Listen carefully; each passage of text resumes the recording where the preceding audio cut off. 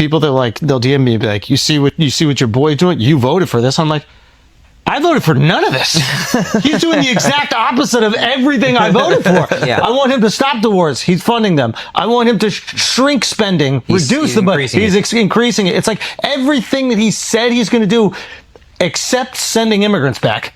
If you're a man with a podcast, either be on our side or be quiet, because we told you. Joe Rogan and Theo Vaughn are coming out now saying, oh, this isn't what we voted for. Yes, it is. Everyone told you. You had a whole podcast where people were telling you, and yet you still paraded around Trump like he was going to save the day. He told you teachers were operating on children. You knew he lied. You knew they weren't eating the cats and dogs because you have the resources to find out that the police department had no cases on that. I even asked. You knew this information, and yet you were willing to gamble. You saw a strong guy or a guy you deemed strong, and you thought, well, he's not perfect, but you know what? Neither am I. And he told you what he was going to do, and now you're like, oh, I think they're taking innocent people. They are. We told you they were going to do that. There are not enough immigrant criminals in our country. And honestly, if they're a criminal, that means they've already been to court. You don't just get to look at someone and say they're a criminal, but that's what you voted for. You voted for them to be able to say, that looks like a criminal. We need to get rid of it. I don't understand how you are not groveling at the feet of America, apologizing for the misguided decisions you made that led us here, because so many men followed you, so many white men, and you can see the demographics, and they used what you said, and they said, well, this is justified, and you were dumb enough to believe that that's all he was going to do. You are at fault. You need to take responsibility. So I'm gonna say what like nobody wants to say. I voted for Trump, and I voted for Trump because I'm independent, but I believe in small government.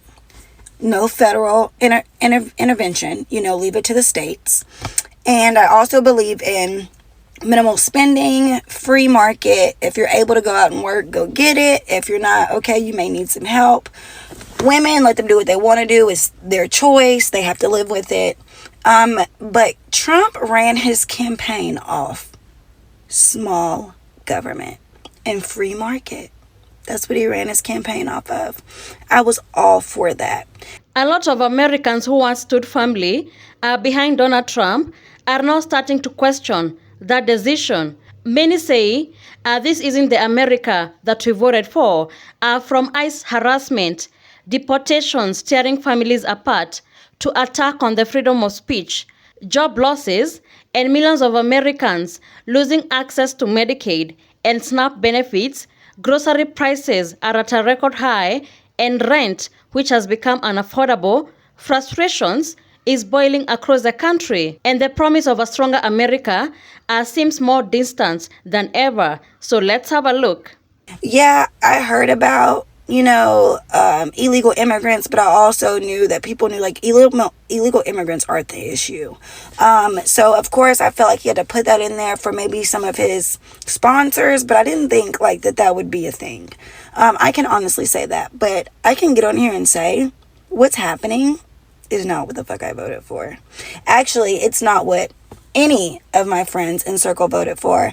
And so I went back and I prayed and I asked God to reveal to me, like, why did you make that vote? Like, why? And I can honestly sit here and say that I know what got me is the transgender.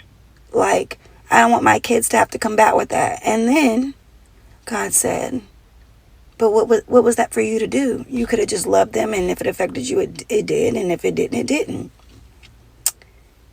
I allowed one hateful thought, and I'm being honest. One hateful thought ran through my head, and I literally let it go. But because it came through, and I said, "Ugh, I don't want my kids asking me questions. I don't want to go through that." So like, I don't want what they're proposing. Like, I don't want that. I want small government. I want free market. But I allowed hate. And I think this is what a lot of us, I allowed a moment of yuck to make a decision that is now affecting everyone. And I'm woman enough and I'm honest enough to say it. I allowed one thing that gave me the ick But as a Christian, I shouldn't even have had an ick about it. I should have said, you know what? I don't know what they've been through. I don't know why they feel that way. And now it has affected the trajectory of the world and how we're living today. So for those who say, oh, it wasn't about nationalists, because it went from small government, free economy, this to America first. I didn't vote for that. Like, everybody said, oh, he's doing Project 2025. I said, no, he's not. That's not what But that's what it's looking like. It's looking real bamboozled. It's looking real like, if you broke it, you need to fix it. And I am so perplexed. And I asked myself, how did we get here? And I know the answer. One thought of hate. One thought of blaming it on somebody else. One thought of, oh, it's not my fault, it's them. Made me make a decision that we're now all living with. And I think that if we all come to this realization, we'll realize it's always been us against little old them. And if us came together, we could destroy and annihilate little old them. Truth for your ass. I hope more of us are willing to be honest so we can get out of this mess that we created.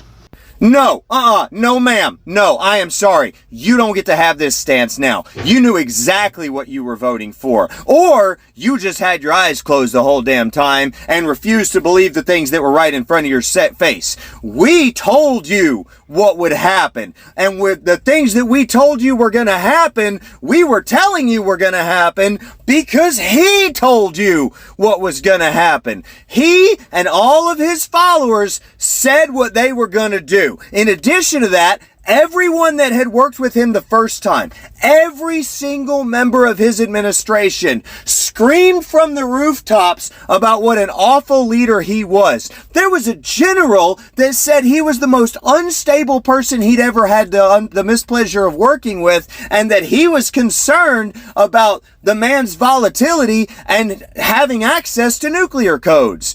There is a reason why his entire retinue refused to work with him this time around.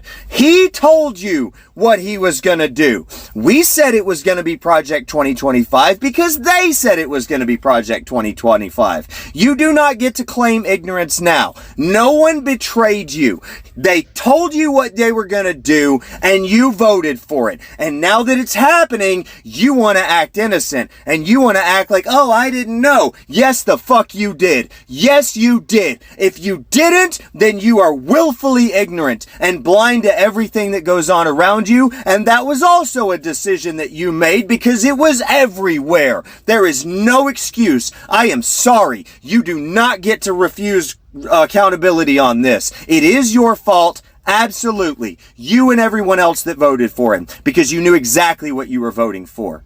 I am sorry. You do not get to get out of this one. Absolutely not. MAGA, I used to be MAGA. I need you to fucking listen. We lost freedom of the press yesterday.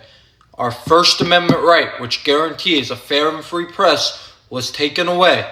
Yesterday, October 15th, 2025, Pete Hegseth gave demands to all of these journalists and companies in the Pentagon saying, hey, you have to adhere by the rules of this state-approved media or else you can't be in here, you can't report.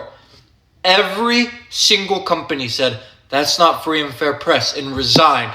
Those people are heroes because they're standing up to this authoritarian regime. Now, even his former employer, Fox News, which notoriously is known for leaning right, said, yeah, this is too far. And they walked out as well. MAGA, I know you claim that you want to have free speech. My question to you is, do you still believe in that claim? Because if you do, you cannot support what this administration is doing. It is a very, very blatant disregard for our First Amendment, and that's why they're coming for our speech and freedom of the press and freedom of assembly because of this reason. If they can get rid of the First Amendment in our Constitution, they can get rid of all of it. The First Amendment is the most important one because once that one goes, the rest can go just as easy, if not easier. Which is why we must stand up to this fuck-ass regime. I actually feel that Donald Trump is doing exactly what he promised he will do. It's just that people are not paying attention to the fine print of his campaign promises.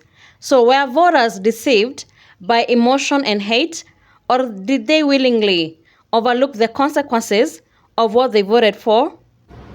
Well, we got word that ICE is about to show up at our job, so we went from about 40 employees to about 10 or 12 left today. There's about 4 or 5 real ones left that couldn't afford to miss work. They're just risking it. I told them to be looking for my navigator if the ICE shows up, because I'll be picking him up. I might be a redneck, I might be Republican, but I'm all about my Mexican people. I'm a Texan, man. If you believe in the Bible, if you read the Bible, you would know immigration, they had to do it then. It's all right, man. People just looking for better lives, man. You can't hate on that. All of my friends and family on Facebook are MAGA. I used to be, but I woke up. I cannot break through to get them to see clearly, and they think that I am so wrong. Yesterday, I posted this. If you aren't aware, we are currently in a government shutdown, and Trump has declared war on our own citizens, sending our own troops to major cities, hoping so bad that our military remembers their oath to the Constitution, not to a wannabe dictator president with unchecked power. He should be charged with treason. This is serious. Please wake up to what is happening. He's starting a civil war, not making our cities safe again. And these are some of the responses that I got from my MAGA friends and family. If I didn't get laughing emojis. Okay, so this is one response that I got.